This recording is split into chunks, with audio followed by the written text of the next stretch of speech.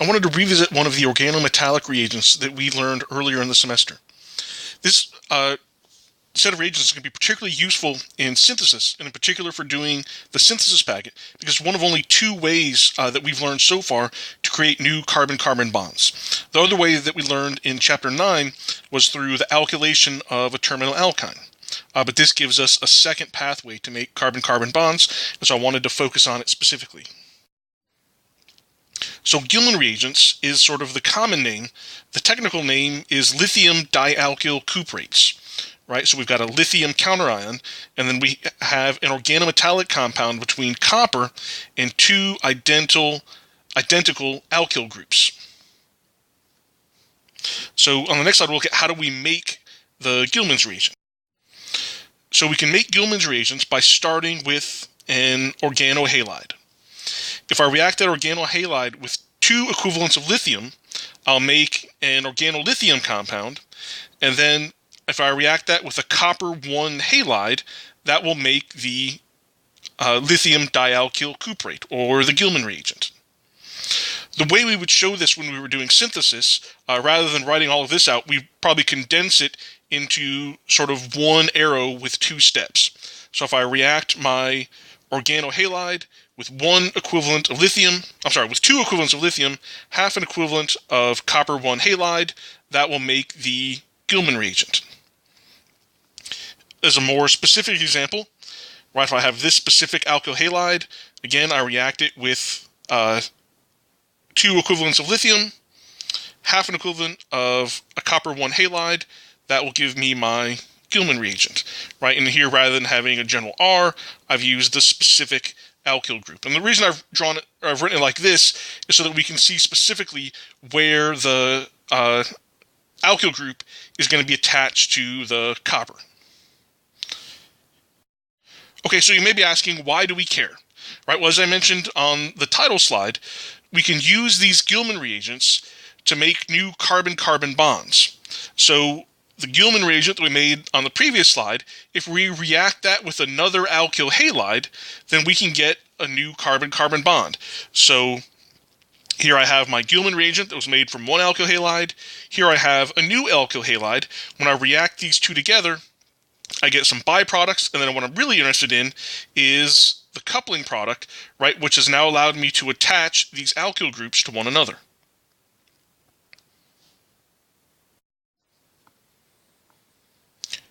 All right, now the most useful alkyl groups that we can use in these coupling reactions are either methyl primary vinyl or aryl halides, right? The vinyl being I've got my halogen coming right off a double bond, or in the aryl, right, that's where I have a halo benzene.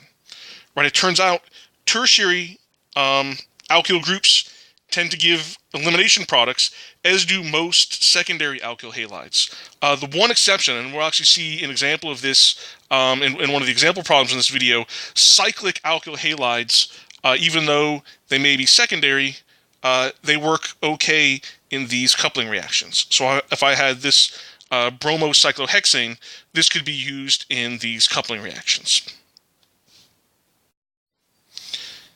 So one big advantage of these Gilman reagents and the coupling reaction that we can do with them is that they're fairly selective. A lot of other organometallic compounds would react with other functional groups that are present in addition to the alkyl group. And so we get a mix of products, and it wouldn't be a very good synthesis strategy. But because these Gilman reagents are fairly selective, they'll tend to just react with the alkyl halide and ignore the other functional groups if they're present.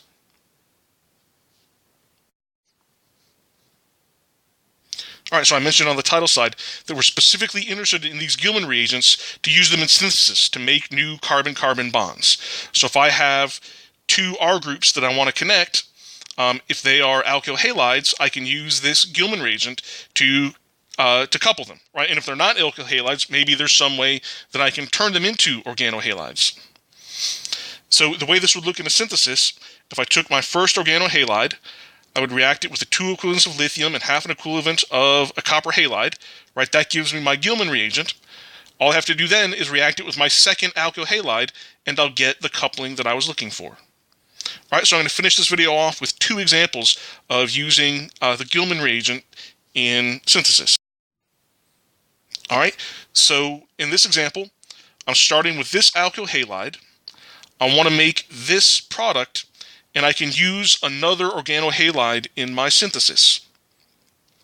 So when I compare these two, right, I want to see, right, how does this fit into the overall product, right? And this piece of my reactant looks most like this piece of the product, right? So I have 1, 2, 3, 4, 5 carbons here. So 1, 2, 3, 4, 5 carbons here. So I'm gonna, right, the connection point is going to be between these two carbons. So the two alkyl halides that I need to combine is one that has, right, that I'm starting with here. That'll give me this group, and then I'll need to add it to another alkyl halide that will give me this 4-carbon group with the methyl coming off. All right, so I could either turn my starting compound into the Gilman reagent, or I could turn this alkyl halide, when I stick a halide on it, into the Gilman reagent. And I'm going to go ahead and do it to my starting compound. So I'm going to turn this into the Gilman reagent. So to do that, right, first thing I need is 2 equivalents of lithium. And then the second thing I need is half an equivalent of a copper 1 halide. So we'll use copper 1 iodide. All right, and so then what that's going to give me, I'll go ahead and draw out the whole Gilman reagent. So each alkyl group is going to be 5 carbons long.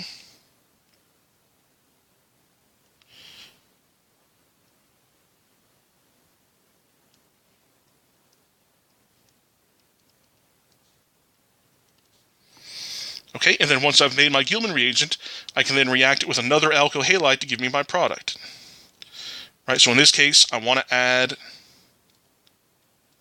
4 carbons with a methyl coming off, so then I'll need to put a halogen on there. It doesn't really matter which one. And so now when I react my Gilman reagent with my new alkyl halide, right, it will combine the starting alkyl group with the new alkyl group to give me my product.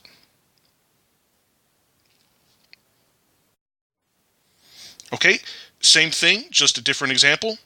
And again, so I want to compare my starting reagent to the product, right? So it looks like I'm going to have to cut my product here. And so I'll have this alkyl halide plus this thing with a halogen coming off. And so I'll do the same thing again. I'll turn my reagent into the Gilman reagent. So first thing, 2 equivalents of lithium.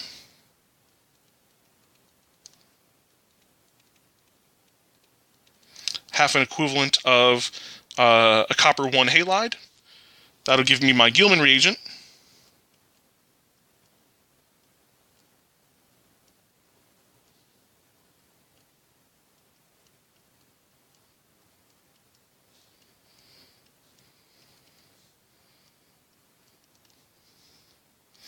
All right, once I've formed that, I can then react it with the other alkyl halide I need.